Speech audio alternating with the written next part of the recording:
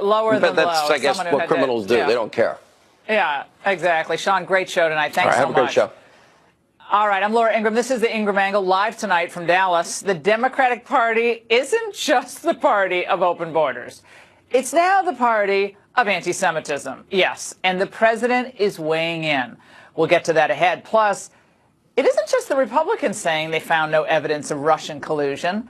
Wait until we reveal why the resistance might be feeling a little burned tonight. And Beto O'Rourke spoke at an anti-wall protest last night. He ignored our request for an interview, Natch, but we crashed his party. Raymond Arroyo was there, and he brings us his report later. But first, the border wall becomes a border stall. That's the focus of tonight's angle. I hate to tell you I told you so, but I told you so. When the White House and the GOP failed to act on the Trump immigration agenda in the first 100 days of his presidency, his pledge to build a wall would be jeopardized. Trump's initial instinct, which is usually spot on, was to veto that omnibus bill last year. I'm telling you, he was right then. But Paul Ryan and Mitch McConnell promised him that they would get this wall funded in full in the lame duck session if that was necessary. Well, big shocker, that never happened. So after Speaker Paul, I need to spend weekends at home, Ryan, handed the majority to the Democrats, well, the president faced an even higher wall of resistance. A lame-o border deal was announced right before the president took to the stage in El Paso last night, and by the morning, the details started trickling in. I have to study it. I'm not happy about it. It's not doing the trick, but I'm adding things to it. And when you add whatever I have to add, it's all going to happen. We're building a wall. And now I'm saying we're finishing a wall. Well, that won't happen, though, not unless the president finds the money elsewhere or declares a national emergency, which will immediately be challenged, of course, by the left in court. And tonight, after speaking with one of the Republican architects, Richard Shelby, senator from Alabama, of the latest deal, the president tweeted, was just presented the concept and parameters of the border security deal by hardworking Senator Richard Shelby. Looking over all aspects, knowing that this will be hooked up with lots of money from other sources, we'll be getting almost $23 billion for border security. Regardless of wall money, it is being built as we speak. We'll get into that in a little bit. But so what's in this deal? What's really in it? The official language hasn't fully been released. And I love this. I'm doing this at the last minute, try to rush it through. But here are some of the basics of the deal as reported. $1.375 billion for barriers that are not called, but look a heck of a lot like the steel, slanted structure, the barrier that Trump had already approved. Second, an average daily cap of 40,520 beds for detaining illegals. Now, that's almost 9,000 fewer than we're detaining now. But Trump would have the authority to boost that number, pulling the money from other sources. Now, there's more to it, too, but it's simple to see what's going on here. The Democrats' ultimate goal is to codify catch and release, where if an illegal makes it into the country, he or she will be welcome to stay, along with any child he or she brings with them across the border. Now, what does this do? I mean, this is not a difficult concept, right? It only encourages more illegal immigration. Now, remember, the president asked for $25 billion last year for the wall and a bunch of other reforms as well that made a lot of sense. But the Dems wouldn't budge on issues like chain migration or those diversity visas. They wouldn't go near it. Then in December, now moving into the lame duck session, he asked for 1/5 of that. Yeah, I'm still pretty good at math, sort of. It's $5 billion of the $25 billion. Now, he perhaps thought that this would become some type of annual wall expenditure. Well, fat chance. They don't want a wall. They never wanted a wall. But on the bright side, and I have to look at the glass half full here, the current deal does expose just how far left the Democrat Party has gone on the issue of illegal immigration. They've gone from this We simply cannot allow people to pour into the United States undetected, undocumented, unchecked. And illegal aliens should not be treated the same as people who entered the U.S. legally. We must control our borders, must protect our borders. To this. We know that walls do not save lives. Walls end lives. There is no bargain in which we can sacrifice some of our humanity to gain a little more security. Oh, really? So walls kill people. Well, last year there were 1,247 people slaughtered in a vicious fashion, many of them by the cartels and other criminals across the border in Juarez. That was a 62% jump from the year prior. It's a killing field there. So Beto can't possibly mean we should tear down the current wall in El Paso, can he? Well, think again. Remember this gem that then Congressman O'Rourke sent out in 2015? It read, "Tear down this wall." Oh, boy, that's a keeper. Well, I can tell you that the people we met in El Paso last night, they disagreed vehemently. And an underreported fact is that about half of the audience at the Trump rally were themselves Hispanic. And they most certainly do not want the wall between the cartel-run Juarez and El Paso torn down. No way. They love their peaceful community. It was a really fun place to be. We loved meeting the folks we met there last night. They don't want any part of Juarez's way of life with beheadings and bodies that have been dumped in the street. Last year, Juarez had 1,200 murders. El Paso, right next door, a few feet away, had 23 murders. Walls work. Actually, there's nothing like them for what we're talking about. We want to stop drugs. We want to stop traffickers. We want to stop criminals from coming in. Walls save lives. Now, of course, as much as we wish things were different, the fact of the matter is Trump is vowing to continue this fight right through the 2020 election about the wall and keeping our country safe. And another shutdown would have probably ended up hurting the president, distracting from this booming economy. And we're here in Texas. It is off the charts. And there's a lot of other great news as well that would be distracted from if this thing continued in a shutdown form, including the China negotiations going on right now in Beijing. And also, let's not forget, while Trump isn't getting everything he wants, and definitely not what most of us want, Democrats are also breaking Pelosi's pledge. Is there any situation which you would accept even $1 of wall funding for this president in order to reopen the government? $1? $1? Yeah, $1. Well, try $1.375 billion. She might not want to call it a wall, but that's what it is. And that's not all bad. And that's the angle.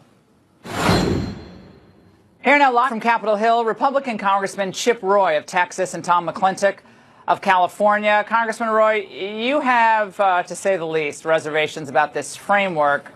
What do you say to those who think, well, that's the best offer out there, and it's better than another shutdown where the presidents just get beaten up every day?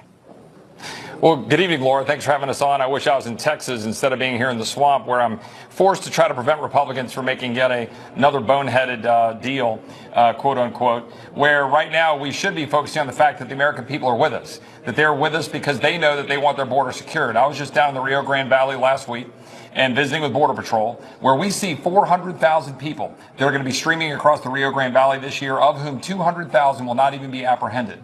And of the 200,000 who are, 90% will be caught and released, like you know, because we allow judicially created catch and release to govern our border security. The cartels have operational control of our border. It's time for us to do our job, and this deal isn't doing our job. $1.375 billion is the baseline. We need to get the money that is necessary so the Border Patrol aren't down on the border without the radio signals they need, without the ability to have the fencing to stop the flow. And where fences are in place, they work. We've seen a 90% reduction where fences have been put in place, and it's time that we do our job instead of cutting back. Congressman, we got to move the conversation. We got limited time. Let's move the conversation forward. That has already been established, and you're right about that 100%. Congressman McClintock, first of all, your governor has pulled back his National Guard troops from the border. He made a big stink about that when we're not talking about the bullet train fiasco that blew up today, that fiasco. But this broke from the Washington Post just moments ago, and I want to quote it for you, Congressman. The bill was still being written tonight, Tuesday night, and lawmakers from both parties were pushing to include a number of favored provisions. Those are called pork provisions. Well, some Democrats wanted to add language that would provide back pay to federal contractors who were caught in the middle of the recent shutdown, but it's unclear if lawmakers would be successful in getting the provision included.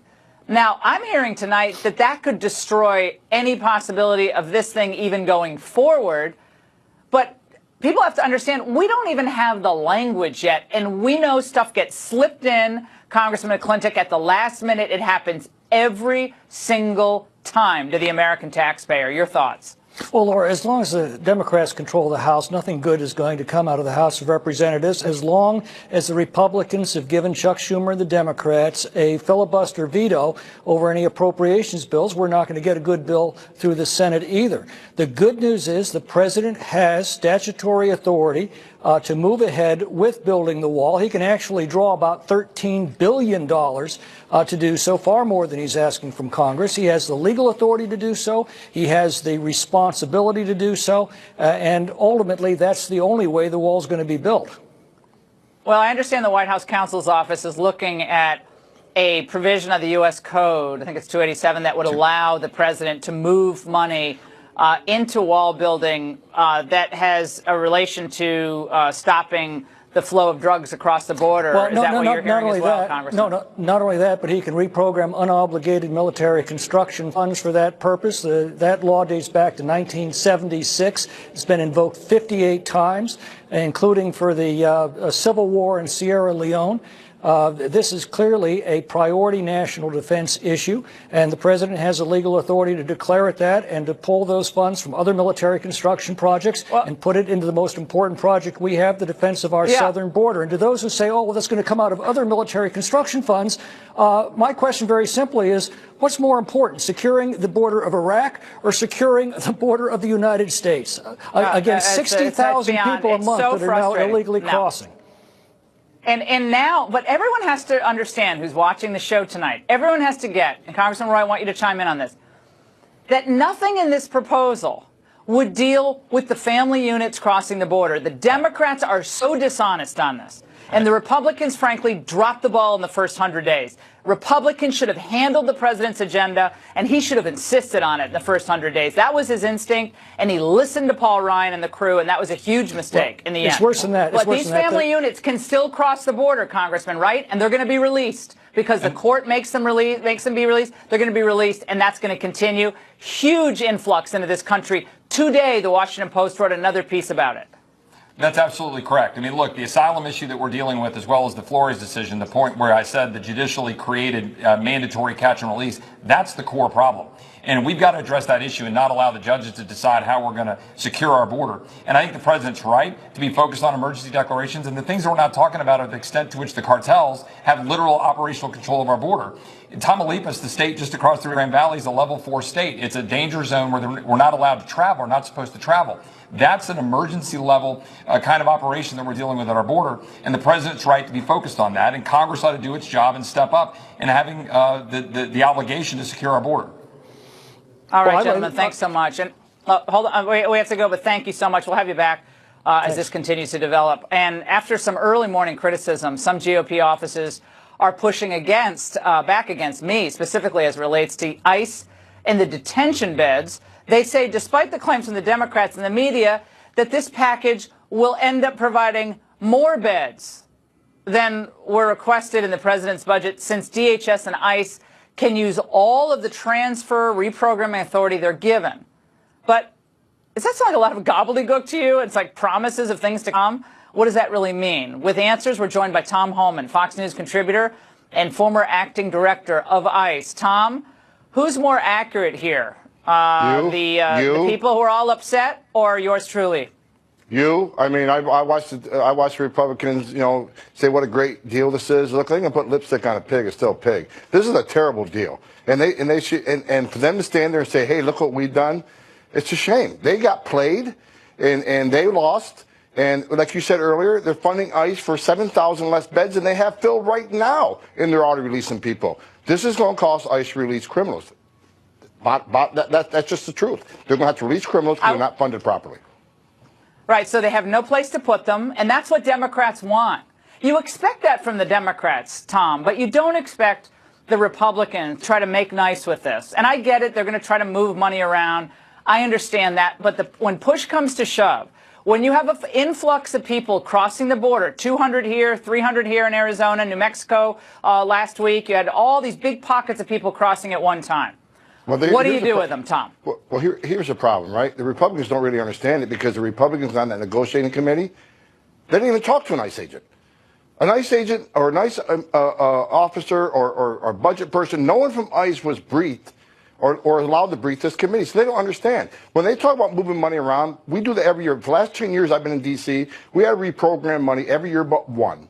And because they never funded ICE at the appropriate level. And they say they can move money around. What does that mean? That means taking money from the Coast Guard, taking money from FEMA, taking money from the Secret Service. It's ridiculous because they have missions, too, that are very important. Fund ICE at the level they're supposed to be funded. ICE asked for 52,000 beds and justified it on paper because right now they're holding 49, and they're releasing people as it is because they don't have enough beds. You said it yourself, family units, they're being released right now from California, New Mexico, and Arizona, because there's not enough beds. Yeah. So the message the Democrats are sending is, if you enter this country illegally, as long as you don't commit another crime, in the words of the chairman of the House Appropriation Committee, you're a law-abiding immigrant. I shouldn't be touching you. No, you're in, and no one will ever deport you. I mean, basically, you will not be deported. But they're saying the Republicans are saying, because they're hearing from people like me, they're saying, oh no, we're going to get up to 58,000 beds. Where? And you're saying that's just bull. Yeah, where's the money coming from? Explain. You know what? Show me on paper where that money's coming from.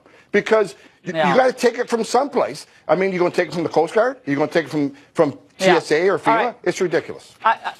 Tom, I want to play for you something that I want to play Shelby not Shelby. We're going to play McConnell first because, again, if McConnell greenlights something, President agrees, it's going to go through. Let's listen. First of all, I hope he signs the bill. And second, I think he ought to feel free to use whatever tools he can legally use to enhance his effort to secure the border. So, no, I would not be troubled by that. Well, one, I hope the president don't sign the bill. And second of all, it's his job to fund the government and to pass legislation. The president shouldn't have to find a workaround because they failed at their job. Thank you. Well, when I heard that, Tom, I said, wait a second. That's a cute little trick. Like, well, I hope the president does what we couldn't do when we had the majority in the House and the Senate. And the president was told, Tom, repeatedly told, that he was going to get the money in the lame duck. And they frankly lied to him. They did not tell him the truth. He should have never signed that omnibus spending bill. That omnibus was a scandal last year. His instincts on this, he reads these situations well. His instinct was right. And I got to get a quick reaction. Menendez wants everybody to back off on the DUI issues. We won't play the soundbite. But he wants everyone to back off on DUI convictions for the illegal immigrants as grounds for deportation. And you say? I mean, are you kidding me? 10,000 people a year die from DUIs. 28 people a day die from DUIs. I'd rather put an illegal alien in jail for DUI than white-collar bank fraud. It isn't about if it's a felony or misdemeanor. Is it a public safety threat? And is it a threat to American citizens? DUI, are you kidding me? Over 10,000 deaths a year from DUI. That's a public safety issue. Tom, as always, clarity. We really appreciate it, and candor. Up next, will freshman Democrats be held responsible for blatant anti-Semitism? President Trump called out Congresswoman Ilhan Omar to resign, and one of her supporters is here next to tell us why the president is wrong. A can't-miss debate next. What she said is so deep-seated in her heart that her lame apology, and that's what it was. It was lame, and she didn't mean a word of it. Was just not appropriate. I think she should resign from Congress. President Trump sending a message to newly elected Minnesota Congresswoman Ilhan Omar after her rash of anti-Semitic comments, including the suggestion that members of Congress who support Israel only do so because of cash from moneyed Jewish groups. Now, she isn't the only freshman Democrat under fire. Today it was revealed that in 2006, Rashida Tlaib wrote for the official publication of the Nation of Islam, led by well-known anti-Semite Louis Farrakhan. Joining me now, Matt Schlapp, chairman of the American Conservative Union, and Katie Halper, host of the Katie Halper podcast. Matt, let's start with you. Now, Omar has offered something of an apology, and Tlaib said she does not endorse Farrakhan's more controversial views. So is it safe to say the Democrats officially really have a problem, or are they just bad at apologizing? First of all, yes, bad at apologizing, but I think there's something more deep-seated here, which is a real shift in the Democratic coalition. You would have always thought that Jewish support, and they do get a big majority of Jewish votes in America, but Jewish support was always so central to the Democratic Party. And Democratic consultants I've talked to have talked about shifting. They're shifting away from solid support for Israel. You saw what happened with the Iran deal, and it was so surprising to see so few Democratic voices stand up against that deal. They really pretty much folded. And now there's this embrace of more this kind of Arab coalition. And, you know, we're seeing a big shift in politics. And I think this is a moment when there's kind of a crack up in the Democratic coalition on issues around questions of race and anti-Semitism. Katie, you say that Omar's comments are both not anti-Semitic, and you didn't have a problem, I imagine, with the first comments. No, I mean, I have a problem with smearing her fine. as an anti-Semite. She said something, this is how anti-Semitic it was, apparently. She said something that Thomas Friedman, major supporter of Israel, has said. Thomas Friedman said at the New York Times that an applause that Bibi Netanyahu received was paid for by the Israel lobby. An Israel lobby, any lobby is a lobby. A lobby uses money to influence politics and politicians. That's what AIPAC does. AIPAC wants you to know that. AIPAC knows that. Everyone who donates to AIPAC knows that. This is literally stating a fact. There's nothing anti-Semitic in there. What is anti-Semitic, though, if you want to talk about anti-Semitic tropes and playing into those, is what Kevin McCarthy, who along with Donald Trump is going after Ilhan Omar, and what he said in a tweet that he deleted was that that Steyer and Bloomberg and Soros were buying the election. Now, that is an anti-Semitic trope that he definitely played into. He deleted the tweet, but he never apologized. So and billionaires Trump, can't buy an election. Well, then I get billionaires who are liberal. That's cool. But if you're a conservative, you're spending too much money. Wait, all right, Katie. Also, Trump. Katie, Katie, take a breath. Take a breath. Let it out. It's okay. Take a breath, Katie. No one can understand if you talk over me, sweetie. Crazy. I get annoyed by hypocrisy and Islamophobia. Well, I get annoyed when people talk over it because our viewers can't actually hear what we're saying. So I want them to hear you, and then I want them to hear everybody. Okay, Matt didn't interrupt you, so try to just take a breath.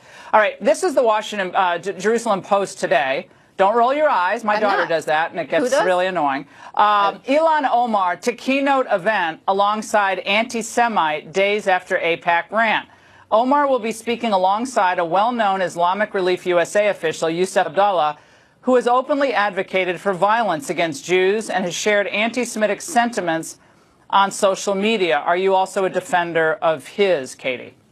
I don't know about his bio. I do know that Chuck Schumer has said things that are very Islamophobic, for instance, and no one asked him to apologize. That's the problem, is that there's this double standard. But no pattern. You see no pattern among some of these newer congresswomen who seem Israel, to equate money with equated Jews. with anti-Semitism. Chuck Schumer, for instance, said that there's no peace in the Middle East because Palestinians don't follow the Torah, Katie, which is theocracy. Her tweet in 2012, I'm just trying to understand, I want to get to Matt, but I'm trying to understand your level of support for her views, okay? Because when I hear Jews control the money or anything hinting at that, then that's a trigger. The left loves to hear about triggers. Right, well, that triggers a lot of people who remember the Holocaust. It triggers them, and I think justifiably so. I have a question. Here's what she said in 2012. Israel has hypnotized the world. May Allah awaken the people and help them see the evil doings of Israel. Now, Matt, I would think most people would say that was anti-Semitic. If we can't agree as Americans that that's an anti-Semitic comment, then I don't know what the heck we're doing on cable news anymore, because to me, that's kind of obvious. And this is what people have done. The reason why there is a Zionist movement and the reason why there's a state of Israel is because the Jewish people were almost exterminated from the face of the globe, and they did not have a sanctuary place they could go to have their own state. There are plenty of Muslim states, there are plenty of Arab states. There wasn't a state for Jews to be able to call their own. And by the way, it's there, and by the way, it's there, and it's their land. So I think it's awfully important, and people shade this into this question about the only reason why people are standing up for the state of Israel is because of, quote, the Benjamins. And I'm Christian, but I'm offended about that because they're a democracy, an important part of the world. They're a strategic ally to the United States. We don't have to agree with absolutely every decision their government makes, but it is wrong to attack them as a people. Well, no one attacked them as a people, luckily. I just saw that tweet. AIPAC. I'm a Jew. I'm a person. No one attacked me because I don't support AIPAC. Millions of Jews don't support AIPAC, and that's why there are all these alternatives. But this is the problem. Because Jews like me are really tired of having AIPAC, which is a very small but very powerful elite minority representation of Jews. It's very tiresome to have them claim to speak for all Jews and conflate Jewish identity with unquestioning support of Israel, which is an anti-Semitic group in itself. Let's just say this, Lord. This is the big dynamic. It would be nice if Donald Trump had actually condemned the people in Charlottesville. And you, Matt, you work in this communications, if I could please just answer. This is the dynamic. Let's stay on. Okay, you guys, I got to tell you, guys, stop. Jews in the statement. That's anti-Semitism. I love having a spirited debate. And Katie, I actually love that you came on the show. I like hearing your point of view. I really do. It's really hard for the viewers to get what either of you are saying when we're talking over each other. And I mean, other than interrupting you, I don't know how to get it. But I think I got the point from both of you, and I really appreciate the fact that you both came on. We'll be covering this. We want to try to be fair about it. The left, by the way, has told us that we aren't allowed to talk about the need for immigrants to assimilate into the American culture. That, too, is racist. Well, that's especially true as it relates to the public school system. The question is, why is assimilation, even in the school system, now controversial? Well, the reason is simple, but grossly punitive. They wish to inoculate the entire public school system in the United States, and thus the powerful teachers' unions, from criticism, even if it means a diminished product for the kids. The Center for Immigration Studies recently found 700 immigrant-saturated school districts where half of the new students are from immigrant households. Quote, the number of children from immigrant households and schools is now so high in some areas that it raises profound questions about assimilation. Immigration has added enormously to the number of public school students who are in poverty and the number who speak a foreign language. Now, this cannot help but to create significant challenges for schools, often in areas already struggling to educate students who come from disadvantaged backgrounds. Joining us now is the man behind this study, Steve Camarata, from the Center for Immigration Studies. Steve, now, people are going to say the fact that we're even talking about this is mean-spirited and it's anti-Hispanic, and I will say, you know, we're calling you on your you-know-what if you say that, because this is about kids and learning and the wonders of America. So what do the public education folks, and they don't seem to care about this? They don't seem to understand the enormity of the problem? What's going on? Well, look, everybody agrees that people we let into the country, we have to educate them or their children, right? I mean, that's an important part of the American dream. But it doesn't answer the fundamental question of how many people should we let in the country? How do we enforce our immigration laws against illegal immigration? There are about 1 out of every 4 kids in public school today is from an immigrant family. About 1/3 of all the kids in poverty in public school today are from an immigrant family. Even in a state like Minnesota, you're looking at about 49% of all the kids in public school in poverty, I should say 40% of all the kids in public school in poverty in the state of Minnesota come from an immigrant family. So these are important questions. A more moderate pace of immigration, enforcing our laws, a more moderate pace of legal immigration, these things would tend to take a lot of pressure off of public schools, making it easier to educate the kids already here, which I think most people agree is important. Well, Steve, I think in St. Paul, there is obviously a very large Somali population. The largest outside of Somalia in the whole world is in St. Paul, Minnesota.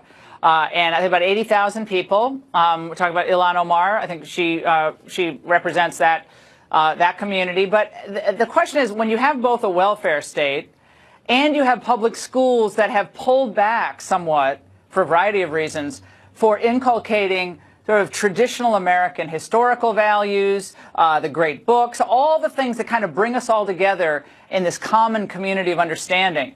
That is a tricky mix, is it not? I mean, open borders, welfare state, public schools that teach kids, in some cases, to really hate the American founding. That's a nightmare for assimilation. Right. During the last great wave, for example, of immigration around 1900, there was a much greater consensus among our elites, including our public schools, including the people who ran the public schools in the big cities where the immigrants settle, that there was an idea that we should Americanize immigrants. And that doesn't just mean that they learn English, though incredibly important. It also means that they come to identify with their country, come to see America's founding as the founding of their country as well, and not see that as something that dead white men did. The other thing is the numbers are so big. One of the ways immigration assimilation works is that immigrants and their kids interact with so many kids from native backgrounds that assimilation becomes kind of a foregone conclusion. But in many cases, most of the kids are from immigrant backgrounds. Well, and also it's made easier to be in your enclave when there's Univision and Telemundo and all these, and they're well-produced networks and technology, and it's well produced, and I get things change. But Ronald Reagan, in his final address to the American people as president, talked about the need to teach history, the important moments in American history, so we all can understand. Thanks so much, Steve. And it isn't just Republicans knocking down the Russian collusion narrative anymore. Wait till you hear what the Democrats have now revealed. Charade up next. The other day came out after almost 2 years of investigation. They found absolutely no collusion between Trump and the Russia, which I could have told a lot of people and which I have been saying to a lot of people. This has never happened to it.